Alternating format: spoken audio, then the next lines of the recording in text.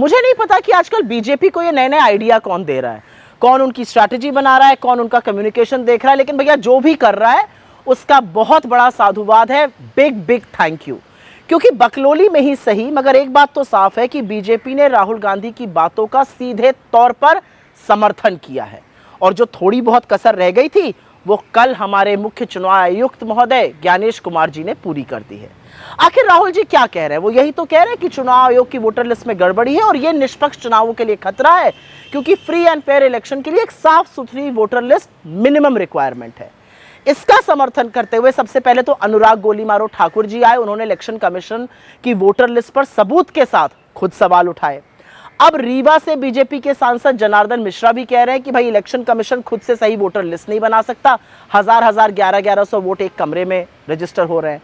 इससे पहले इनके बड़े मंत्री नितिन गडकरी जी ने भी कुछ इस तरह के वोटर लिस्ट के साथ खिलवाड़ करने के आरोप इलेक्शन कमीशन पर लगाए थे।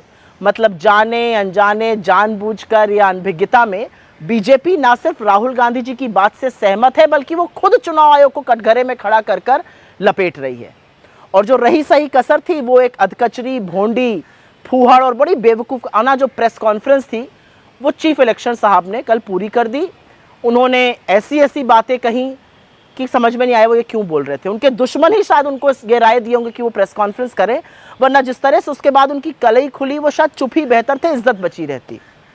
बीजेपी की प्रवक्ता के तौर पर मुंह बिचका बिचका कर, बेसिर पैर की तर्कहीन बातें कर कर उनकी असल में पोल और खुल गई। उन्होंने करीब 1 घंटा 24 मिनट प्रेस कॉन्फ्रेंस करी, एक ढंग की बात नहीं करी, विपक्ष और राहुल गांधी के डायरेक्ट सवाल का एक जवाब नहीं दिया, और कुतर्क की तो ऐसी लंबी जड़ी लगी थी।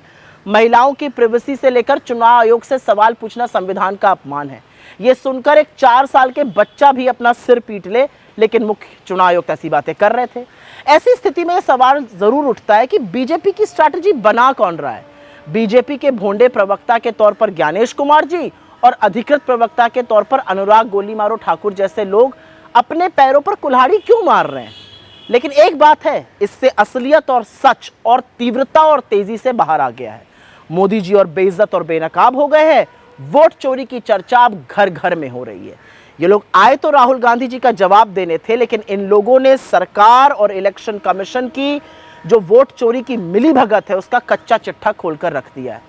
वो कहते हैं ना, विनाश काले विपरीत बुद्धि, कुछ ऐसा ही हाल बुरी तरह से घिर चुकी बीजेपी का भी है। लेकिन जाते जाते 2 शब्द हमारे चरण चुंबकों के लिए भी।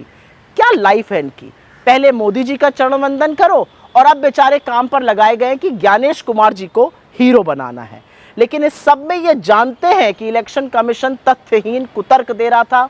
इन बेचारों के लिए थोड़ा से संवेदना तो रखिए। इन चरण चुंबकों की क्या जिंदगी है? कभी ज्ञानेश कुमार जी को हीरो बनाना है, कभी फलाने को हीरो बनाना है, जबकि ये जानते हैं, ये गोदी गिद्ध जानते हैं कि जो राहुल गांधी जी ने आरोप लगाए हैं, जो सबूत उन्होंने दिए हैं, वो फुल प्रूफ है। और इलेक्शन कमीशन सिर्फ इधर उधर की बात करके हमारे लोकतंत्र में वोट चोरी का पुरजोर काम कर रहा है।